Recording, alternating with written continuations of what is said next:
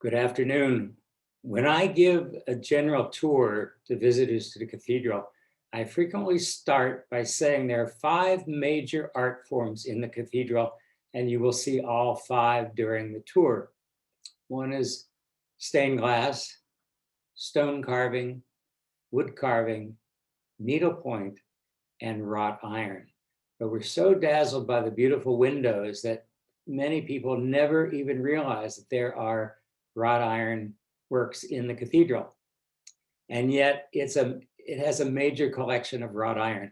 Blacksmiths come from all over the country just to go on tour and see when the cathedral is open, to go on tour and see what wrought iron exists.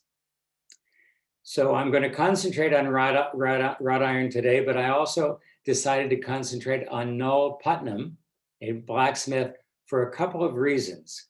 One is, at the age of 87, he is still an active blacksmith and is still producing works for the cathedral.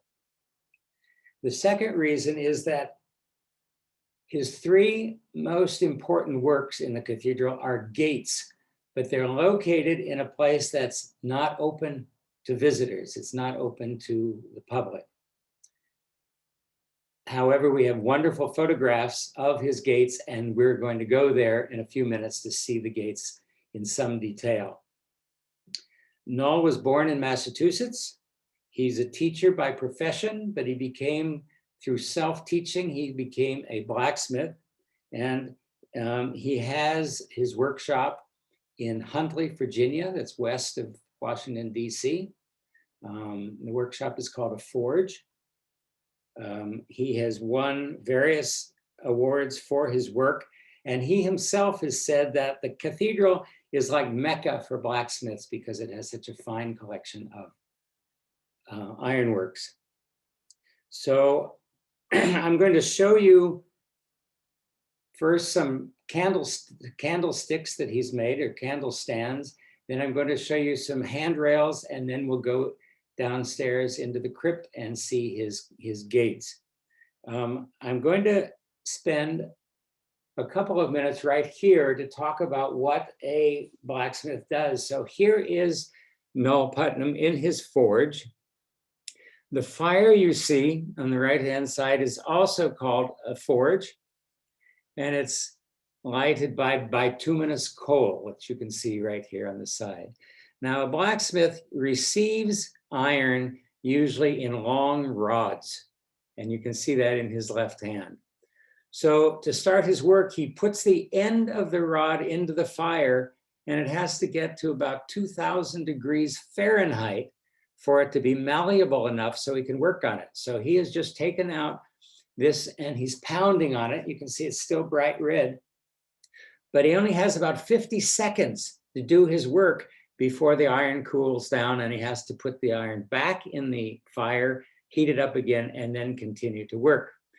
He's pounding on a piece of iron that's called an anvil, and it has various shapes. There's this thing called a bick here, so if he has to make a curve, he can do it on there. So that's what he's doing, and he's using a hammer. If you look on the left-hand side of the screen, you can see lots of tools. A blacksmith needs a variety of tools depending on what he's making and what he wants to do.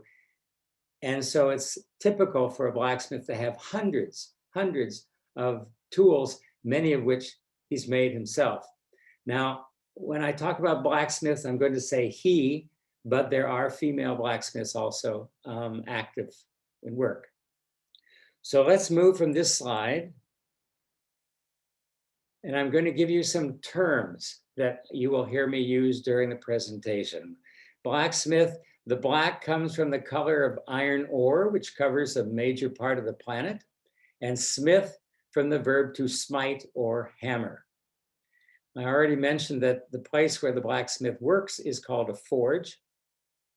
There's something called incising, when the blacksmith wants to make either a straight line in iron or some sort of design using a chisel and a hammer. That's called incising, and you'll see some of that later on.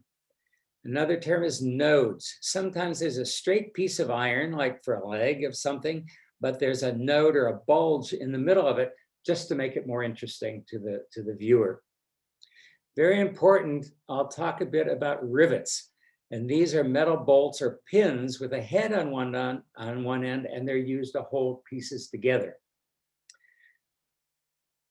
A blacksmith makes small pieces, and then he has to figure out how to hold everything together. And that's when the rivets come in.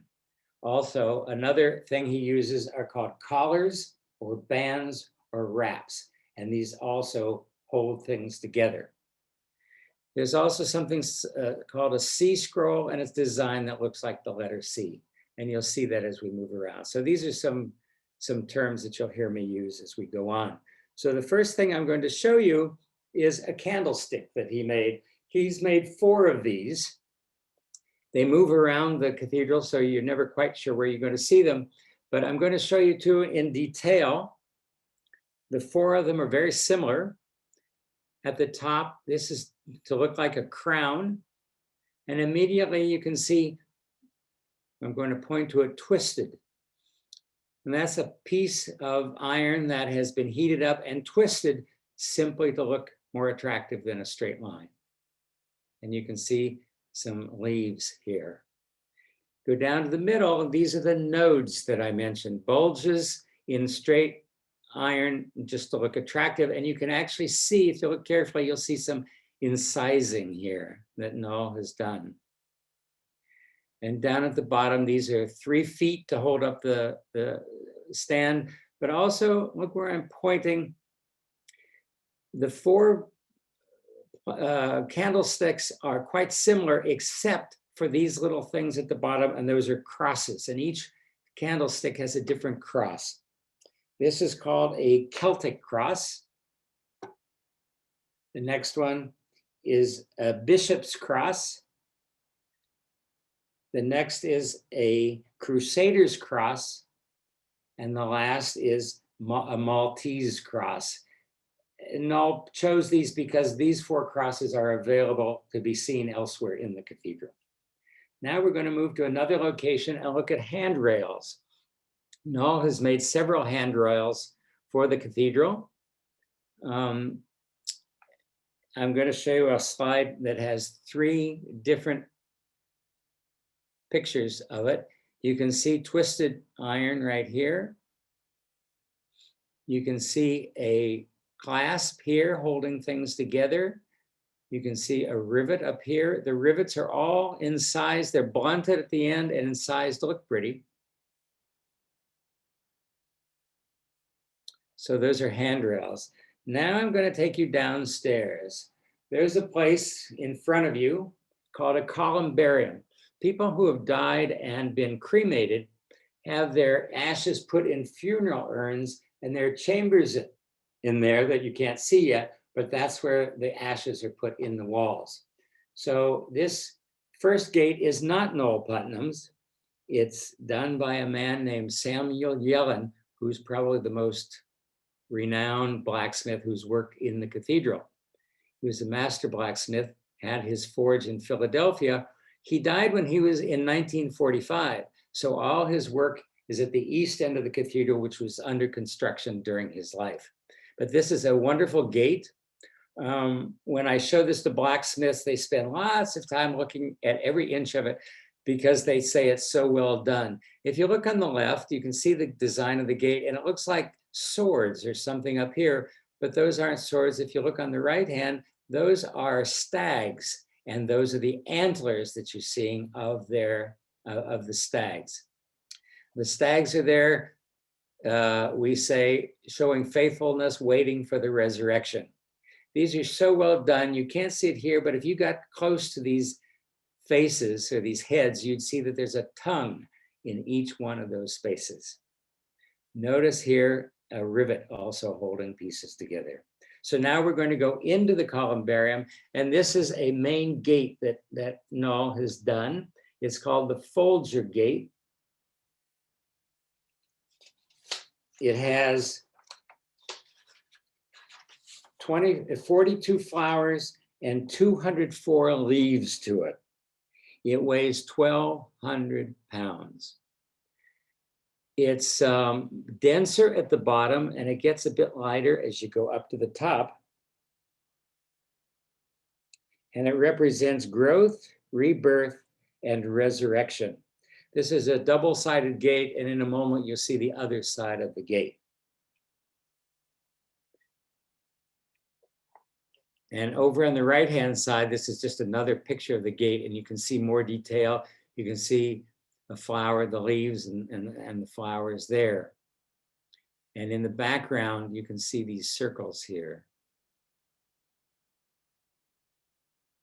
And any gate has to have handles, and so you can see the handles there. Now let me go to the next slide. And this is a picture of the top of the gate. It's the same picture, but one has lighting behind it and one does not.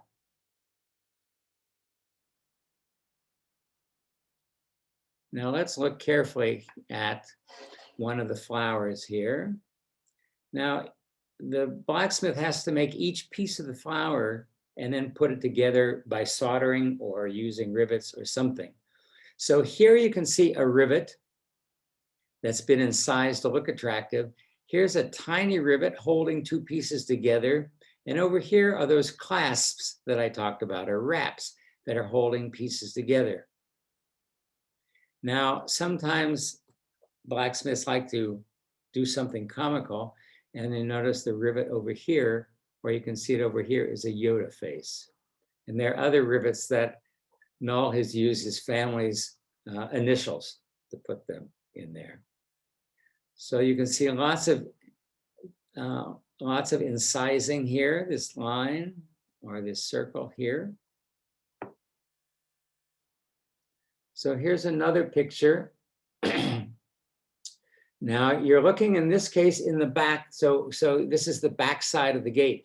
It's usually you don't see the back because it's closed. And then when you open it, you can't see the back. So it's not as fancy as the front, but you can see what the back looks like. You can see the wraps that are holding pieces together. These are rivets. They're also incised to look attractive. And you can see the back of the leaves and the flowers.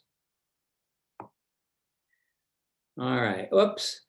Well, I'm caught holding the gate and there's Nol Putnam on his knees. He has a camera in his hand. I don't know what he was going to take a picture of, but there he is. So now off to the left of that is another gate that Nol has made. This gate goes into a chamber where people's ashes are put in the walls. And this is called the Brown Gate. Here's a closer picture of it. Lots of things to see here. Remember when I mentioned a C scroll? If you look at this design, you can see a C, a fancy C there, and it's reflected by a reverse C scroll there. But notice how everything is held together. There's a wrap right there up at the top holding two C's together. There are rivets here holding it to the bar. And in the center, you can see these stars that are made to look attractive, but look where they're reaching. They're holding pieces together. Here are more rivets incised to look very pretty. Here are some leaves. Each leaf, by the way, takes about 50 hammers from the blacksmith to make a leaf. Here's a twisted handle. And this is actually a keyhole. This cover that has lines on it can actually move, and there's a keyhole underneath to go in.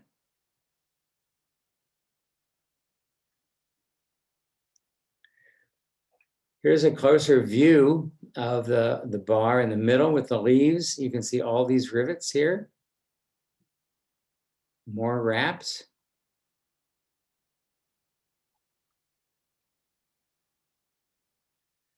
Here's a closer view of the keyhole cover and the handle. More rivets. And here are those star things again that are four-pointed stars that are holding pieces together. Now this is the top of the gate.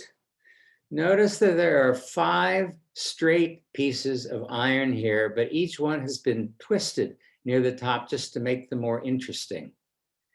And then there's a branch with leaves coming across there. Now you can see wording. Many of the gates have wording on them. This is called the Brown Gate because it's dedicated to Canon Crawford Brown and his wife, Olivia Brown. And in the middle, you see a book because he was a scholar, and it says in memoriam, and then you can see the words there. So that's the Brown Gate. Now, on the opposite side, this looks like the same gate because it was made to be a pair, but this is a different gate. This is called the Claggett Gate. Goes into another chamber where there are funeral urns with ashes in the wall.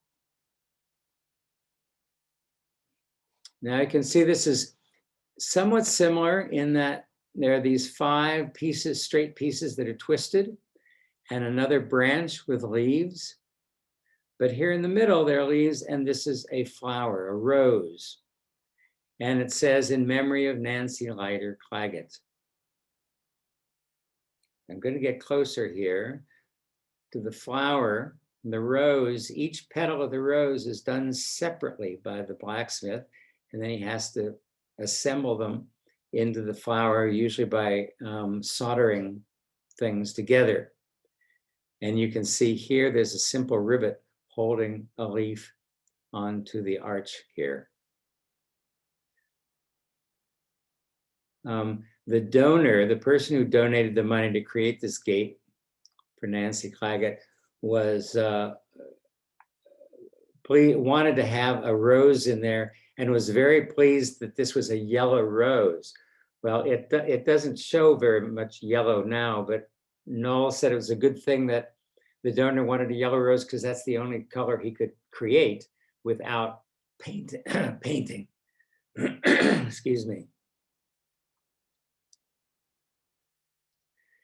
So here's another view of that Claggett Gate. Notice that the C scrolls now, there are 4 of them in each of these designs, and they're all held together and then held together with wraps here. And here is a pretty flower, but of course it's another rivet doing its job of holding pieces together. And here are bigger rivets incised.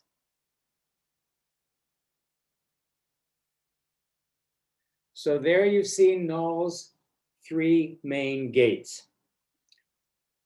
Now, if you go beyond the gates, there's a big renovated space that the cathedral has just renovated recently, and it's to create more space for ash burials and space for full body burials, as in a mausoleum. I'm very excited to tell you that tomorrow, Nol is going to deliver 2 new pieces that he's made for the cathedral that are going into that space I just mentioned to you. One is a wooden bench with wrought iron base to it. And what's interesting about the bench is that it's made of walnut, and the walnut comes from Nol's family farm in Massachusetts. And he's had this wood lying around for decades, and he decided he might as well use it. So he's created this bench that people can sit on when they're visiting the Columbarium. And the other thing is a candle stand that starts with a circular base and goes up 6 feet. Now, I can't describe these 2 new pieces because I haven't seen them. No one has seen them yet, but they're being delivered to the cathedral tomorrow. Now, when I first met Nol in about 2005 or 6, he said, you know, Barry, I've always wanted to write a book about the wrought iron in the cathedral because there's no book.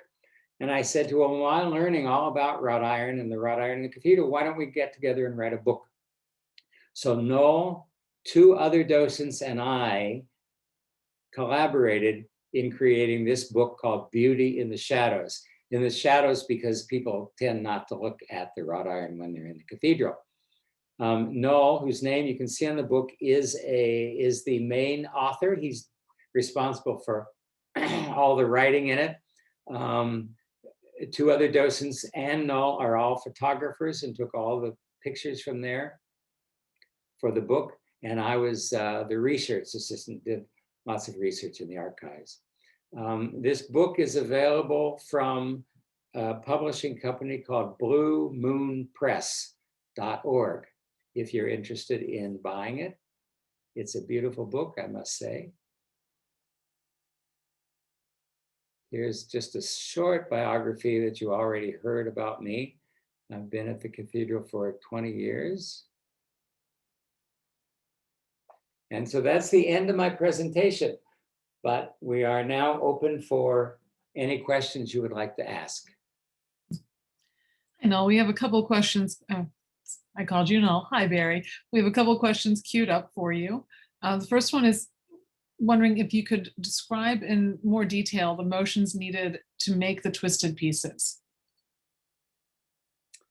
A blacksmith will heat up a rod and using a vise and tongs will twist and create a twisting motion in order to do it. So it's done with a vise and with twisting motion and tongs. It's a very delicate thing because the iron has to be hot in order to be twisted. That's about all I can say about it. How is the color yellow made on the rose, and why is the yellow the only color possible? The temperature of the fire has to be somewhere between 1800 degrees Fahrenheit and 2400 degrees Fahrenheit. And the hotter it gets, the color of the fire and the sparks that come off of it turn from red to a more yellowish thing. And that's where the color comes in. So it's a natural thing that happens when the fire is very, very hot. I don't particularly see a lot of yellow in that particular rose that we saw, but that was the intention. There's another question about color and another one, and then a third question about finish, and they might all be related. So Jill asks, I also have a question about the color. I thought wrought iron was black, but the two gates with the flowers were more of a bronze color. And then someone asks about Nol's final finish of the ironwork and the ongoing maintenance of the finish, and the finish might be related to the color. Can you confirm or deny my supposition as well as talk about those things? All right. Wrought iron, if not treated, will eventually decay and disappear. And because of that, there isn't a lot of wrought iron. You can't go find wrought iron, in fact. Let me add on that because there's little call for wrought iron pieces these days, wrought iron is hard to find. You'd probably only find it in junkyards with pieces that are very old. So today, blacksmiths use what's called mild steel instead of wrought iron, mild steel. The difference is for a blacksmith to use, there has to be very low carbon content in the iron.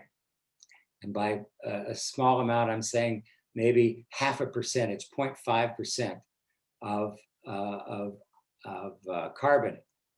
If there's a greater amount of carbon in the steel, let's say 2%, 3%, then when it heats up, when the blacksmith hits on it, it shatters. So the iron has to have very low carbon content. The purest iron that exists is actually from meteorites. And in various places where meteorites have hit in the past, that's where people found wrought iron. So if you don't treat it, it will disintegrate, eventually disintegrate and disappear. That's why there isn't a lot of it sitting around. So after a piece is finished, I'm going to look at my notes here because there's a protective coat that a blacksmith puts on it to finish the work. It's 1 part beeswax, 2 parts linseed oil, and 1 part turpentine.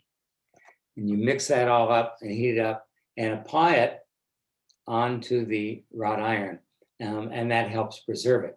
In the cathedral, every, I don't know, maybe every 3 or 4 years, workers go around and put a new coat on there.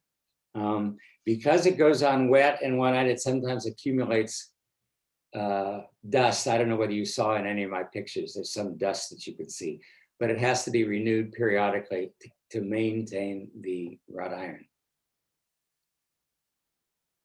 Does that answer the question? I think that's a great answer. There's a question about how long it took to make the brown gate. Do you have any idea? I don't, because it depends on any piece. It depends how complicated it is, and it depends whether there are other people working with the blacksmith. I showed you that gate by Samuel Yellen that was the entrance to the Columbarium. At one point, he had 300 people working for him, designers, finishers, and blacksmiths. And so he had help in doing these pieces. Nol occasionally had an apprentice working with him, but did most of it himself. He had an apprentice when he was doing the Folger gate, and that apprentice helped make some of the flowers and the leaves. So it's very hard to say because it depends on how many people are working on it. But as you can tell from the process, it's a very slow process. Imagine you only have 50 seconds to pound on something before you can, you have to put the iron back in the fire. So it's labor intensive. It's also dangerous because of the heat, because of sparks, because of the bright light in the fire. So it's a bit of a hazardous profession, actually. And I'm sure any blacksmiths who are watching today will agree with that. Related to both those two questions, are there anyone currently working with him? Does he have any apprentices or journeymen currently working with him that are carrying on his tradition or his specific tradition? And also related to the danger, is there usually protective gear that he would wear? Yes, I'm surprised in the picture. Let me go back all the way to the beginning so you can see him again. It's unusual that he's not wearing protective gear because he usually is. He's usually wearing goggles. He has glasses on, but oftentimes he'll have a face shield. Sometimes he has gloves on it because the pieces can get so hot. So yes, usually they wear some sort of protective gear when they're working. He does not have anyone who's working with him now, and he's thinking of downsizing. As I said, he's 87 now, and I mentioned he's going to deliver 2 new pieces to the cathedral tomorrow, and he's working on 3 more pieces that I think are flat crosses that are going to go into somewhere in the columbarium. But he generally works alone. A couple of people have asked about who are some of the people buried in the columbarium or interred behind the gates. And one calls out Gilbert Grosvenor, whether he's the founder of National Geographic. So could you speak a little bit about who's interred at the cathedral? Right. First of all, I'll say the cathedral has a committee that decides who can be buried in the columbarium. The columbarium is the part that has people in ashes. Their ashes are in funeral urns. Farther on, there's like a mausoleum where there are full-bodied burials. The people who are in the columbarium tend to be people who are longtime supporters of the cathedral or people who had a connection with the cathedral in some way. There are some people who are famous. Helen Keller, we probably all know the story of Helen Keller, is in the columbarium along with the ashes of the 2 teachers who worked with her during her lifetime. You may know of I'm forgetting his name, Shepard. Matthew Shepard. Matthew, thank you. Matthew Shepard, who was a gay young man in Wyoming who was murdered for his sexual orientation. He is also in the Columbarium. Missouri Senator Stuart Symington is there, and lots of other people. In the part where there are full body burials, there are only 3 people who have ever been there so far. One is, you may know that President Woodrow Wilson has his tomb in the cathedral, and his second wife, Edith, is in that part of in full body burial. There used to be a department store in Washington named after the Jelliff family, and Mrs. Jelliff is in there, full body burial. And the third person, there used to be a bank in Washington called Riggs Bank, and Joseph Albritton was the head of it for a long time, and he is also there. So those are the only 3 people who were there in full body. So it's a committee that decides who can be in there. A substantial financial contribution to the cathedral will help you get in there if that's your aim. We've dropped information on interment into the chat. There's a page on our website that gives you a little bit more information about, if you're interested, how you could wind up behind those gates yourself. We have a question about the difference between bronze technique and iron gates. The Ulrich Hen gates at the west front are cast bronze, and if you want to touch briefly on the difference between bronze and iron. Right, well, bronze, those people often ask, we have magnificent bronze gate at the front, the west end of the cathedral. And people often say to me, why aren't you talking about those gates while we're on wrought iron tour? Well, they're not made of wrought iron. Yeah. So you see how Nol is making wrought iron piece by piece. The bronze gates were done in a different way, called Ulrich Hen from Germany made those gates. And he made a wax model of the gates first. And then he put bronze around them. And after the bronze was there, he heated it up to melt the wax, which is why it's called. And then there's a couple other steps, but that's how it's made. So it's cast, it's bronze that's been cast, not pounded on like with a hammer the way Nol is doing with iron. So it's a completely different process, different metal, but also beautiful gates. I believe it's called the lost wax method. If you Google that, you can probably find out a lot more than either of us know about it. There's a question about European cathedrals and the wrought iron in the old European cathedrals, and did we incorporate any of those traditional patterns into our designs, or the typical places in churches and cathedrals where wrought iron would be used, such as a gate or a grill? Well, there certainly the techniques are similar, of making small pieces and trying to put them together. I imagine that some of the designs that you might find in a European cathedral might show up somewhere in the United States in some of these gates also, but these are usually original designs that the blacksmith has designed in consultation with the person for whom he's making a gate or a grill or whatever it is. But the wrought iron, of course, the wrought iron in this country is much newer than you can find in Europe. I was in a cathedral in Chichester, England, and their cathedral has wrought iron that goes back to 1100 of the current era.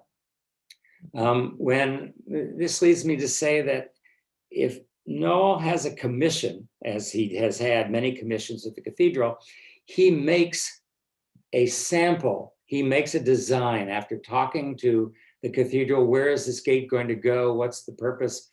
He makes a sample that he presents to the cathedral. Let me find something to show you what a sample would be.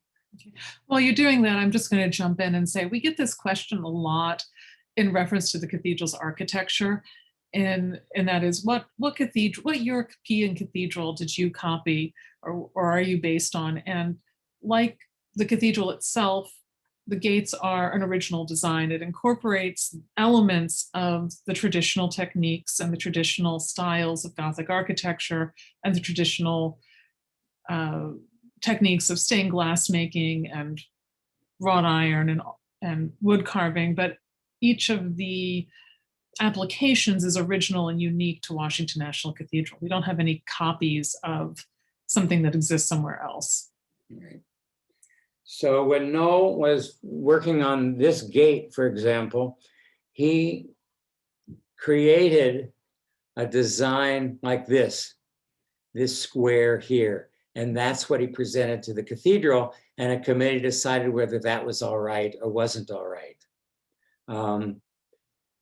When he originally designed this gate, it was more open than it is now, and the cathedral said that they wanted to be more a slightly denser design because it's a private space inside. So he redesigned these to their current form. So it's all original, and it's in consultation with the cathedral in this case, and where it's going to go. And in terms of other blacksmiths, I don't know if this is part of Nol's technique or not, but I've seen sketches of the gates that Samuel Yellen created before even going to that step of creating a sample of what the design would look like in the space or how it would fill the space. And so it's a multi-step process. It's not just, boom, here's some wrought iron, or tap, tap, tap, tap, tap, tap, tap, here's some wrought iron.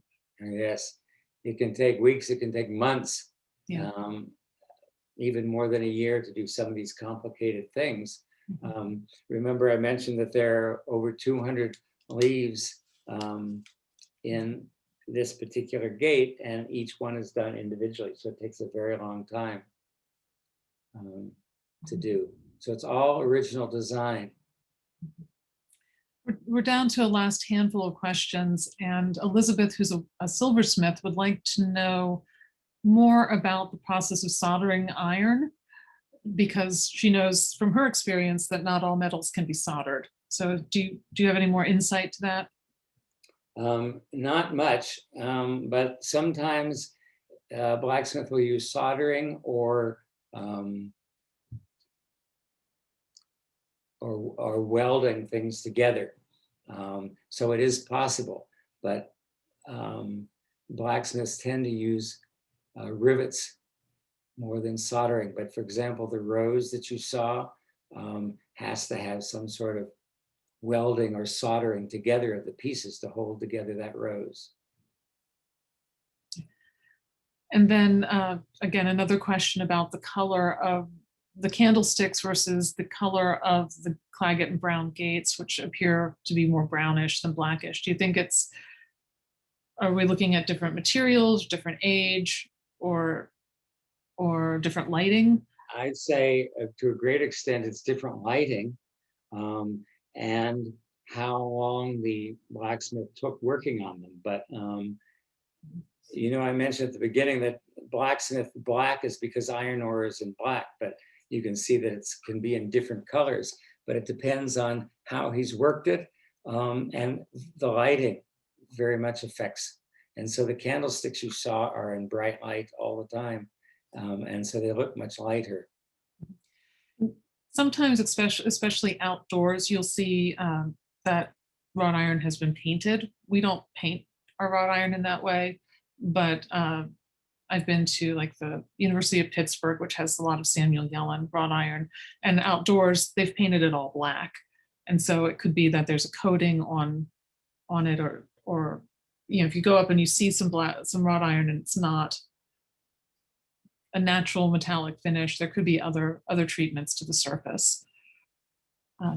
but one of the things that we encourage you to do once we're open to the public again is come and look at it and touch it, and you'll see sort of how rich these surfaces are. It's not the surface isn't cold and dark as you think it might be. It's really rich and alive. Wouldn't you say, Barry? Yes, absolutely. Absolutely. And that leads me to, I wonder whether I can find, I didn't talk about how a blacksmith attaches gates, but the blacksmith also has to figure a way to hang these gates. And you can see, for example, here a hinge, and there's one on the other side and also down here. And so the installation is also a very tricky thing, because the blacksmith has to create out of iron the hinges. And sometimes it can be very tricky. Remember, each of these gates here weighs 600 pounds. And yet if you move them, they move very easily because of the way they're installed. So installation is another whole thing that the blacksmith has to deal with. And also figuring out how to lock a gate. And an interesting thing is these locks, you can't see the lock because it's covered up, but the locks themselves are intricate works of iron. I have only seen the inside of a lock maybe once or twice, because I mean, they're finished products, so I don't see the inside, but the locks themselves are created by the blacksmith. And here on this particular gate, you can see another hinge, a fancy hinge to install the gate. And in our building, at least, he'll work with, Nol would have worked with our stonemason team, who would have prepared the stone, the limestone wall, to be able to mount that iron. So it's not just, there's nothing out of the box at the cathedral. Everything is custom and everything is handmade. Now, sometimes people ask me, well, does a blacksmith sign his or her work? And the answer is usually yes, but you can't always find it. Sometimes sometimes if the handle is not twisted, but is a straight piece, and you lift it up on the underside, you'll find the name of the blacksmith. I have spent many a moment on my hands and knees looking at candlesticks and handrails, trying to find the signature of the blacksmith. And each blacksmith usually has a particular way of, it's either initials or a name or something, but sometimes they're very hard to find. We have just one last question, and that is whether you know of the work of Anthony Lord, who is a North Carolina blacksmith. I do not know of his work. Okay. Does the questioner have any information about him? That's the extent of the question, Okay. or the information on the questions. That he's a North Carolina blacksmith. And many of you may have come to us through the Artist Blacksmiths Association of North America, BANA. I'll drop in their Facebook page and their website. They might be able to help you find a blacksmith if you're looking for one by name. They may not. But anyway, that information has been dropped into the chat as well. Barry, I want to thank you again. This has been a fascinating and informative talk.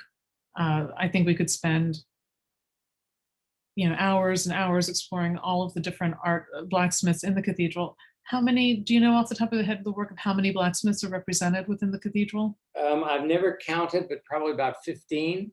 Okay. There's some like Samuel Yellen, who did many, many gates. And there are a couple of handrails done by one person, and that's the only thing that particular person has done. So it really depends, but there are some who have several pieces. Nol is one of them. Tom Bredlow is also another one. Yeah. But it's about 10 to 15 different blacksmiths that work. and it goes all the way back. Samuel Yellen, who worked in the 30s and 40s more than any other time in the cathedral, all the way up to now where Nol Putnam is still working. Yes, so if we did this for each of the 15 artists, we could be here all year, right? But thank you again for taking the time to be with us and to share your knowledge and enthusiasm for this subject with us. And again, we've recorded this. We're going to put the video together and share the link out to everyone here. If there are any final questions, if not, we'll be signing off. And thank you everyone for being a great audience and coming to this session today.